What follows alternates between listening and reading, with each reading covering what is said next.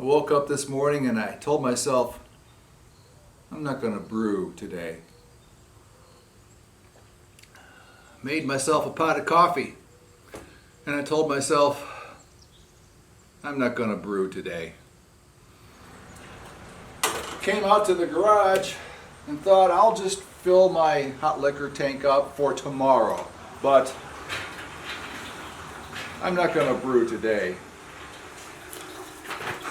I started the pumps to heat up water, printed off my recipe, and I've been weighing out my grains. So I guess today is brew day.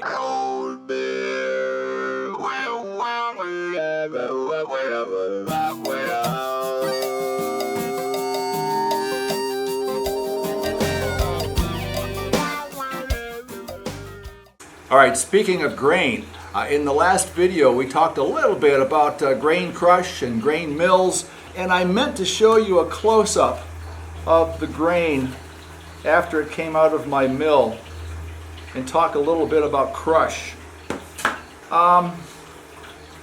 Basic rule of thumb is you want to crush the grains as finely as you can get without getting a stuck sparge in your mash tun or a stuck mash.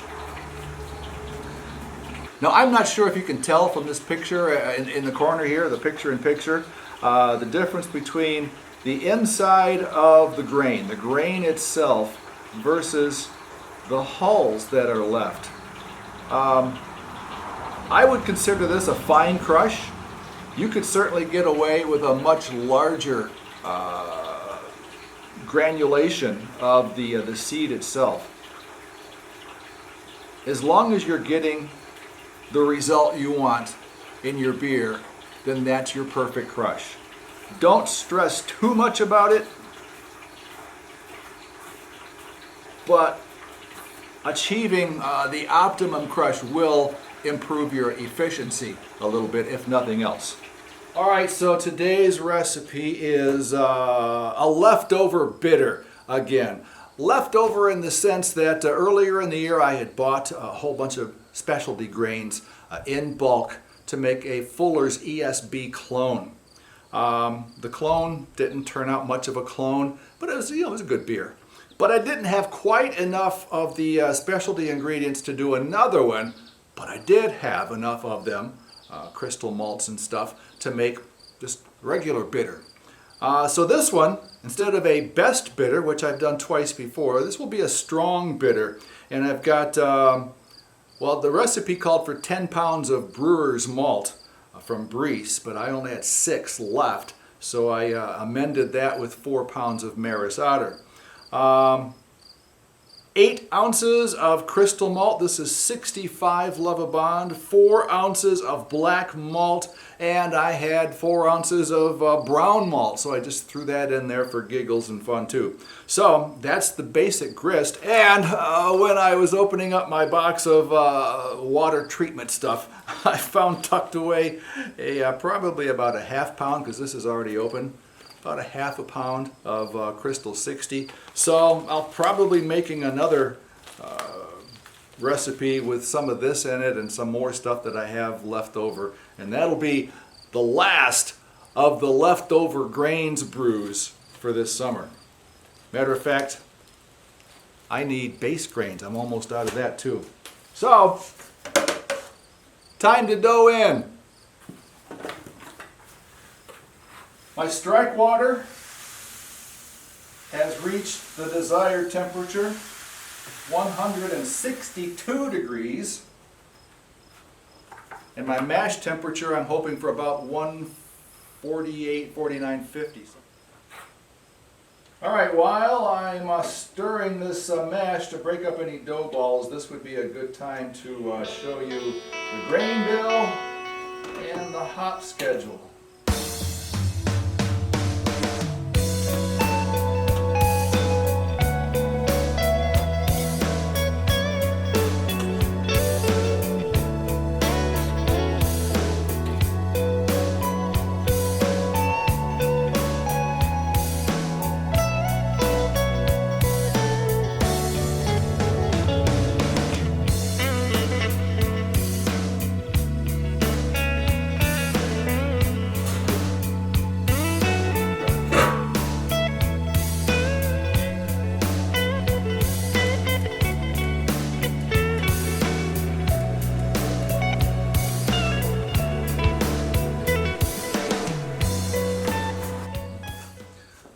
the mash is over. We let the grains soak in hot water for 60 minutes.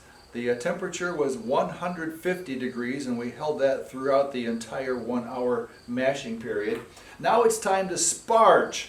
But before I sparge, there is still some good sweet wort in these hoses and in the pump body and in the Herms coil in the hot liquor tank. So I kind of want to flush all of that out into the mash tun before I begin the sparge. Shall we begin? Put it there.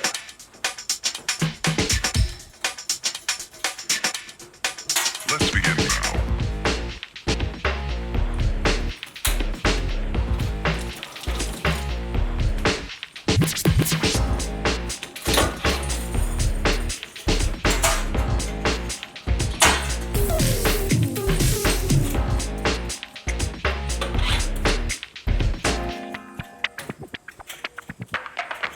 Let's begin now.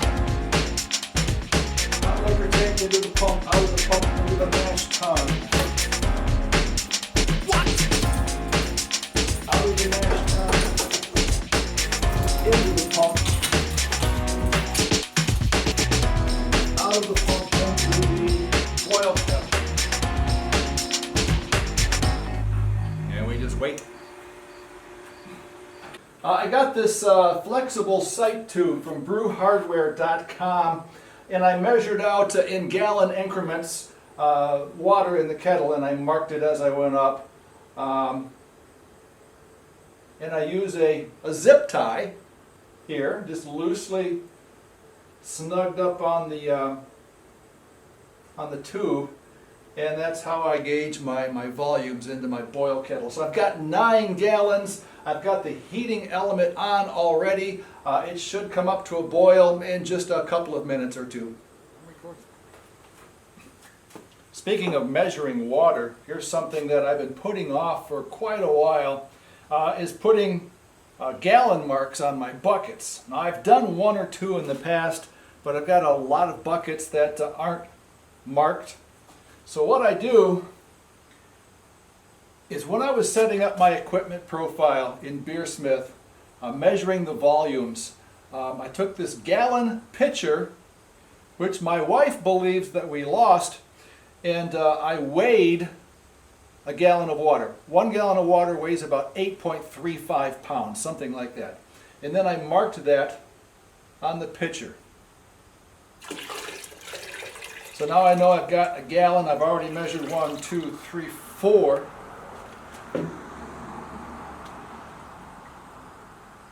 Use a little flashlight for backlighting. And where is, it's right about there. Right about the that mark. So now I've got my gallons marked out in this bucket, and for whatever reason, whether I'm pouring wort in here or water or making up a batch of star sand, now I've got an idea of how much liquid is actually in the bucket. The boil is underway. It's time for the first hop addition at 60 minutes. Now the recipe called for 1.5 ounces of EKG, East Kent Goldings. But I have my hops measured out in packages of 2 ounces. So rather than end up with an ounce left over that I'll have to re-vacuum seal, I'm just going to do 2 ounces in each addition. So 2 ounces there at the start of the boil. Begin the boil timer, and we're off to the races. And I got an instant message about a stereo receiver I saw on Facebook Marketplace. Of course, the guy would message me as soon as I start the boil. If he had messaged back when I started the mash, I could have let that go for a while, but I got to keep an eye on this boil. So I really want that receiver though. All right, the boil timer sounded. I've been boiling for 45 minutes. It's time for the next addition to the boil. And that was supposed to be another 1.5 ounces of East Kent Goldings. But again, I don't want to mess with repackaging leftovers. So another 2 ounces is going in right now. Also, at 45 minutes, is some Whirflock. Throw in a capsule of that. Or a tablet, actually. I've got my counterflow chiller hooked up. I'm circulating through the counterflow chiller into the whirlpool arm. This will sanitize the inner workings of the counterflow. I cleaned and sanitized it previously, but this doesn't hurt. And also gets a whirlpool going. So, reset the timer.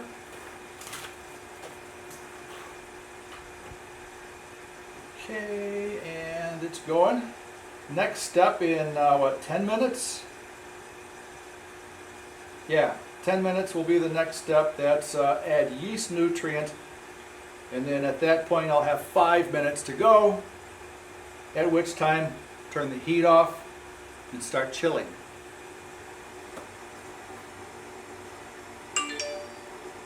There we go. End of the boil. I'm going to turn off the heat. I'm going to leave the pump going. Turn on the cold water on the garden hose, and we'll start chilling. Whoop! You know what you got to do at the other end of the counterflow chiller is put another hose leading the water away from your floor. Needed to be cleaned anyway. Works. All right, last step prior to cleanup, pitching the yeast. This is A09 Imperial Pub yeast, I think it's called. This is from earlier in July, so it's a little over a month old. Got a nice thick yeast cake on there. I harvested this using the dump valve on my conical fermenter. Put it in the refrigerator. When it separated, I decanted off the beer on top, and then I added some fresh 1036 strength wort and put it back in the fridge. And now, watch out. I should have released the pressure before I opened the jar. I've learned that lesson before. It will sometimes explode on you. I mean, not literally explode, but the top will fly off. All right, 6 gallons of wort in the fermenter. And now 6 gallons of wort plus yeast. And, oh, the new toy. The tilt hydrometer. This has been cleaned and sanitized, by the way. Tilt is all set up. This is telling me I've got a gravity right now of 1043. I'm supposed to be at 1054, so just like last time, I'm a little bit outside. Of course, that was for the Imperial Stout, and I regularly have difficulties hitting the higher gravity numbers. But this should be a little bit higher than it is, and it ain't. Am I worried? No. I did go get that receiver this afternoon. Brew day is over.